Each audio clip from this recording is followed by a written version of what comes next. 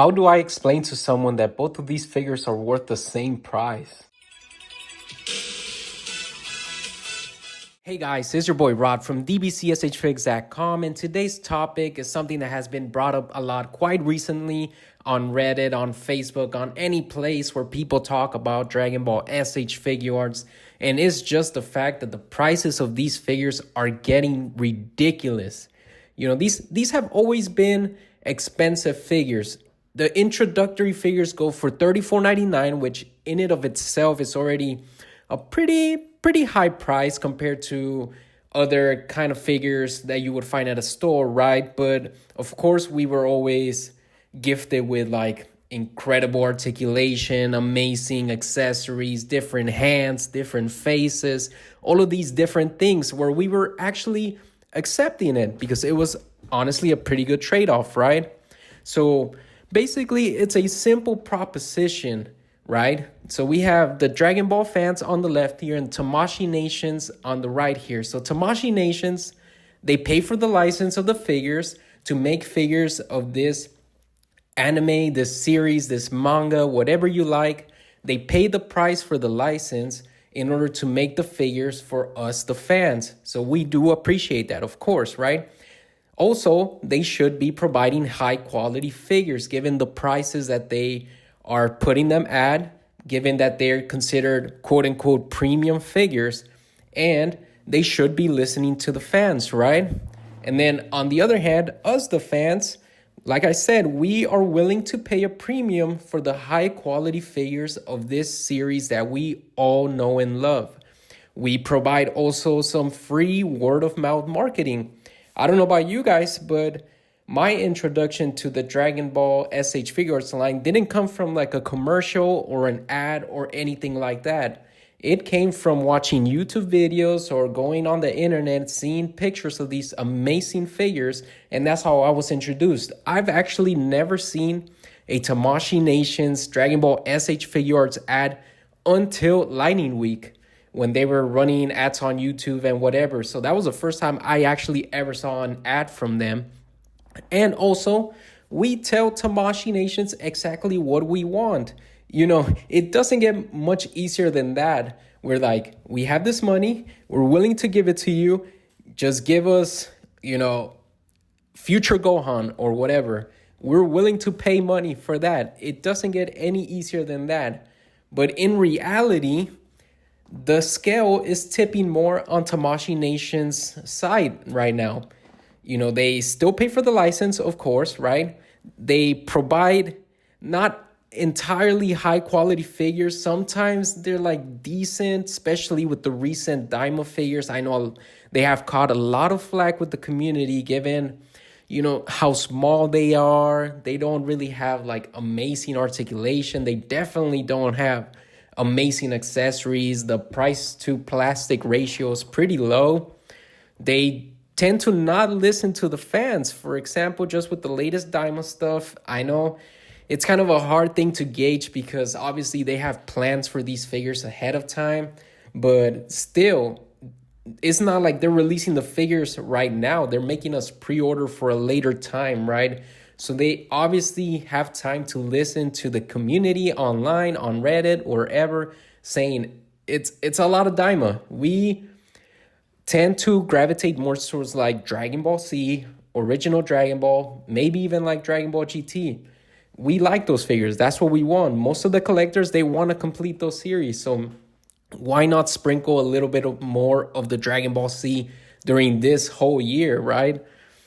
They continuously raise prices on us. It's been crazy. A lot of these figures, especially came up with the Super Saiyan 4 Mini Goku from Daima. $70 for a small figure.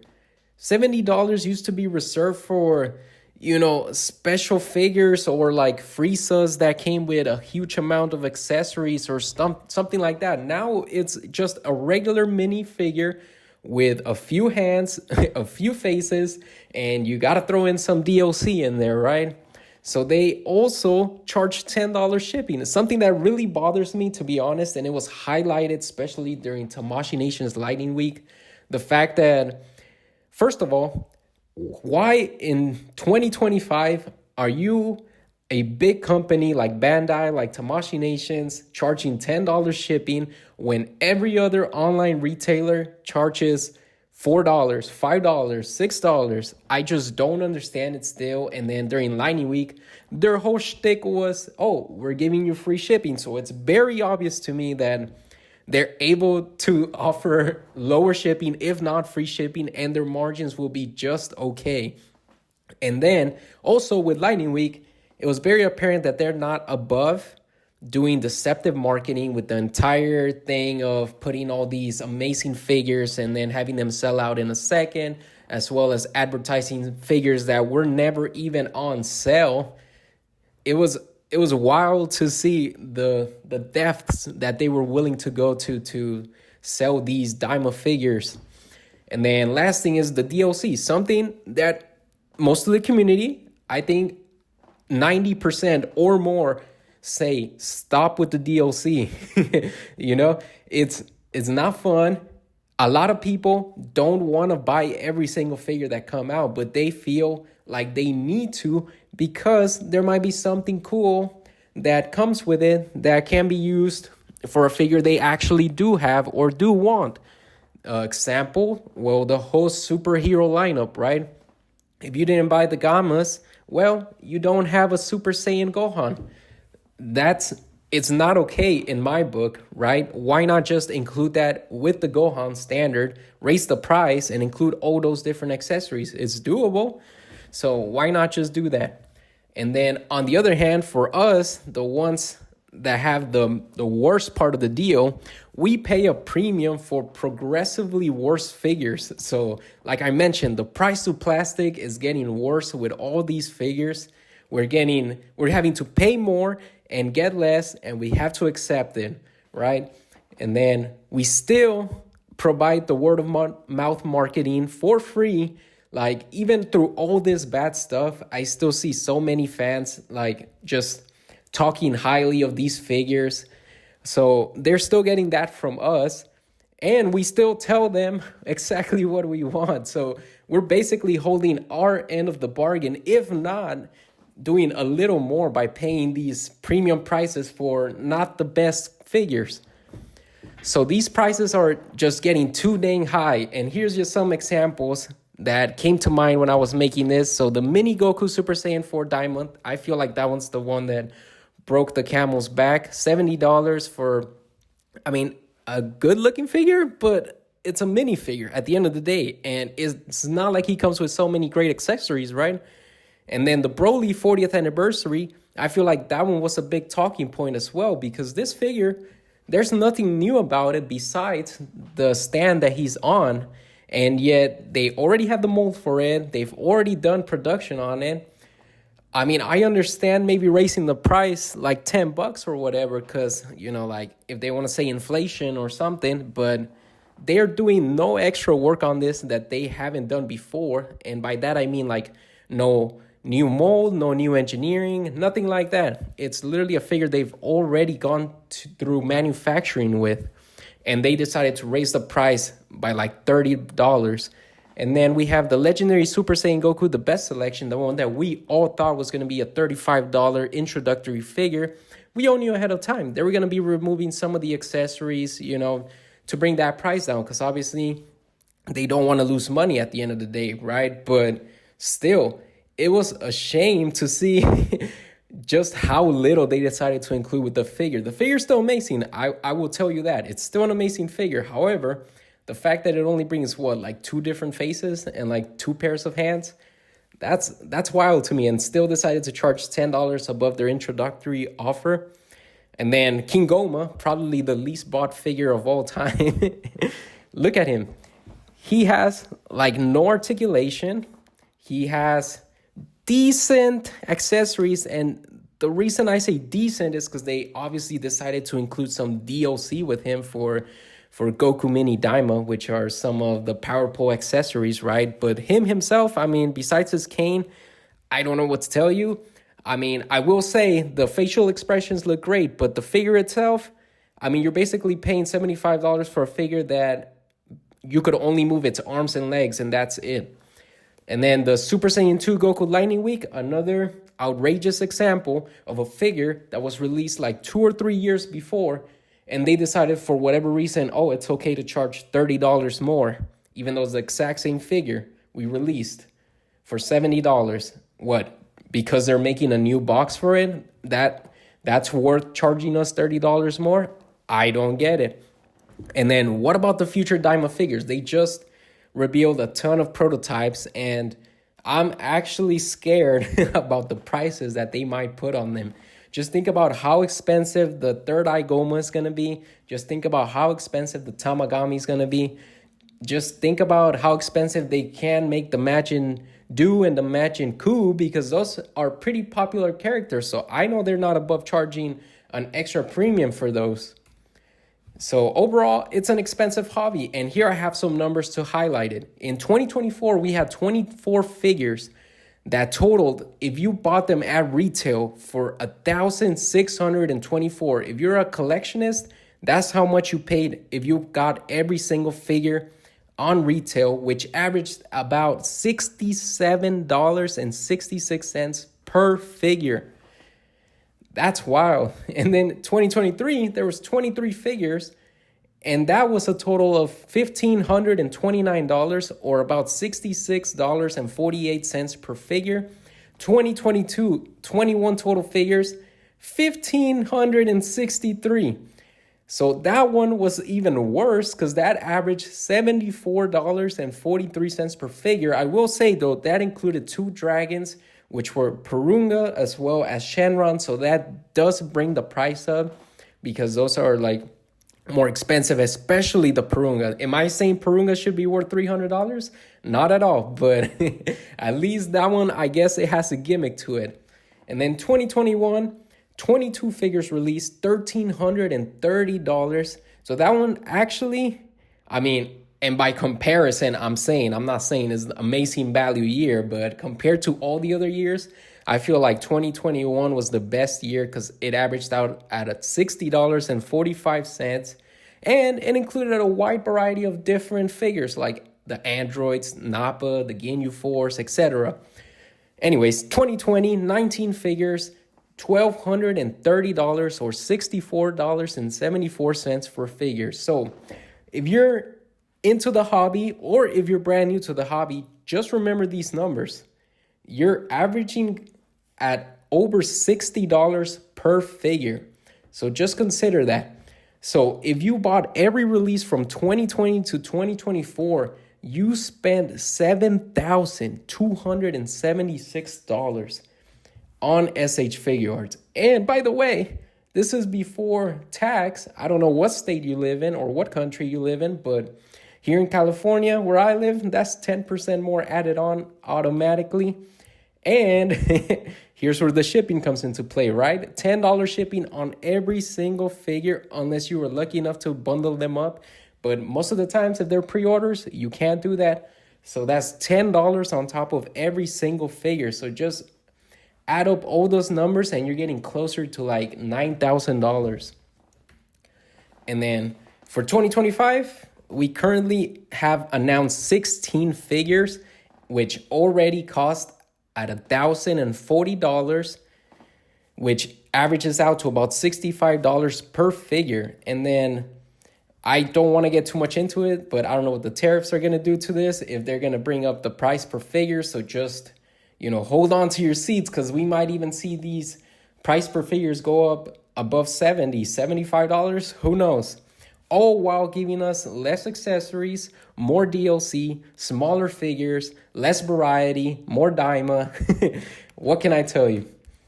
So sometimes I like to play devil's advocate, and I just want to bring up some points that you could dismiss if you want, but I just thought, let's hear it from their side, right? So premium Bandai molds are usually one-offs. It's one of the big things that gets brought up, A lot of these, they make a mold and then they probably won't end up reusing it, which is a fair point, right? But still, I'm sure your margins are pretty good. I'm sure, by the way, giving us less accessories, you could bring the prices down. So I don't think it's a complete, let's take them off the hook or whatever, but at least I guess there's that going for them. And then businesses want to make more money every year. It's a fair point, and I understand that. I could see it from the business side of things. Of course, what business doesn't want to increase the revenue every year? That's literally like the whole point, right? You want to seem more successful, because if you bring the same revenue or less revenue, the idea is that you're failing or something like that. So I understand if you want to raise a little bit every year, makes sense to me. Or here's another thing, right? Why not just make more figures that people want to buy, make it exciting for everyone to buy these figures again. So instead of having better margins on the figures, you could have more units sold per year, which will also increase the revenue, right? If people buy them, why not raise the price? And this one is probably the thing that they're going based off. You know, although we like to complain online all the time about how much these figures cost and like how they're screwing us basically. But at the end of the day, if we keep buying them, why not raise the price? And if they raise the price and then we still keep buying them, you know, we're just proving to them that it's okay to keep doing it, right? And then I put inflation on there, question mark. Some people don't believe in inflation. Some people do. You know, up to you to make up your mind. The numbers say it's about like 3%. So, I mean, I think we're seeing greater increases in prices than 3%, but just wanted to throw that out there. And then the last thing is resale prices. So obviously, Tamashii Nations could see how much these figures resell, like on eBay, on OfferUp, stuff like that. You know, figures once out of the pre-order window tend to go up in price because you can't get them anymore unless Tamashii Nation does like an unannounced re-release or something, but they become more scarce, right? So of course they go up in price. And if they see that people are willing to pay $10, $15, $20 above retail price for these figures, they're going to think to themselves, hey, these people are already willing to pay $15, $20 above what we're charging. So why not let's raise the price for our figures? Let's get more money for us. And, you know, I don't know what you think about that, but I know they definitely think about it that way. So what to do? Only buy what you like, aka don't fall for FOMO. I know there's a lot of people out there that feel the need to buy every single figure out there because they want to be a completionist or they feel FOMO, like I said. But at the end of the day, if you have a limited budget, or if you, maybe the numbers I showed you, maybe they highlighted that this hobby is way too expensive, and maybe you haven't thought about how much you have spent on your collection or how much you have spent on S.H.Figuarts this year or whatever. But when you see those numbers, it kind of clicks in your head. Like, these figures are expensive and they add up very quickly. So stick to what you like. If you have an idea of a diorama that you want to make and that's like your end goal or whatever, then just buy stuff that fits that. If you only care about Dragon Ball Z, then don't buy any of these other series, right? And then I just want you to remember that it's just a hobby. At the end of the day, we all like action figures. We like to hold things in our hands, but there's other ways to enjoy.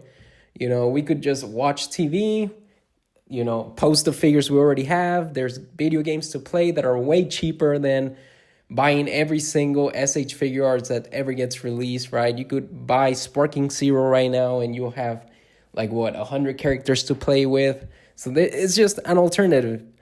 And then let's keep voicing my opinions. I always like when I go on their latest Instamashi post and I see people in the comments like being respectful but explaining their opinions, saying what they're doing wrong, how they could be better. I think constructive criticism is the best way to get these companies to notice what's up, other than like not buying from them. But I don't think we could organize a whole like revolt against buying these figures. So just keep voicing your opinions. Your opinion always matters. Your voice always matters. We're the consumers. At the end of the day, At some point, we're going to get tired or they're going to have to listen to us. And then last thing, I'm not going to say support third parties, but some of their figures are pretty nice and some of them are priced a little better. So, Rod is not telling you to support them, but you make your own judgment. But anyways, that's going to be it for me. I just want to give a special thanks to my DBZSHFIGS Club members, Blue Fires, and Owen. We had a live stream last week where we just talked for 2 hours about Dragon Ball S.H.Figuarts. So just want to give them a special shout out. And then if you made it this far into the video, I really appreciate you and I hope you have a nice rest of your day.